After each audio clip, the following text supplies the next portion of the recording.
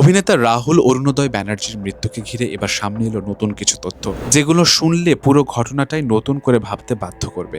ময়না তদন্তের প্রাথমিক রিপোর্ট বলছে তার ফুসফুস, শ্বাসনালী এবং পাকস্থলিতেও পাওয়া গেছে বালি এবং নোনা পানি, এবং বালি ও নোনা পানি ঢোকার কারণে ফুসফুস ফুলে দ্বিগুণ আকারের হয়ে যায়। মানে শুধু ডুবে যাওয়া নয়, দীর্ঘ সময় ধরে পানির ভেতরে থাকার ইঙ্গিত মিলছে। এবং হাসপাতাল সূত্রের দাবি, তার শরীরের অবস্থা দেখে মনে হচ্ছে তিনি 1 ঘন্টারও বেশি সময় ধরে পানির নিচে ছিলেন। এখানেই আসে সবচাইতে বড় প্রশ্নটা, শুটিং সেটে এত মানুষ থাকতে কিভাবে এতক্ষণ কেউই উদ্ধার করলো না? আরেকটা বড় টুইস্ট, যে ধারাবাহিকের শুটিং চলছিল সেই ধারাবাহিকের ক্যামেরা ফুটেজ ইতিমধ্যে পুলিশের কাছে জব্দ। মানে তার শেষ কয়েকটা মুহূর্ত হয়তো ক্যামেরাতেই ধরা আছে। তদন্তকারীরা এখন সেই ফুটেজ আর ঘটনাস্থলের ভিডিওগুলোকে খতিয়ে দেখছে। এদিকে সহশিল্পীদের কথাতেও মিলছে না পরিষ্কার কোনো উত্তর। কেউ বলছে তিনি হয়তো সাঁতার জানতেন না, আবার কেউ বলছে তিনি হয়তো চোরাবালিতে আটকে গিয়েছিলেন। কিন্তু প্রযোজকের কথায় আবার আসে নতুন প্রশ্ন, স্ক্রিপ্টে তো পানির গভীরে যাওয়ার কোনো দৃশ্যই ছিল না, তাহলে তিনি গেলেন কেন? আর এই কারণেই এখন অনেকেই বলছে এটা শুধু একটা অ্যাক্সিডেন্ট না, পুরো ঘটনার একটা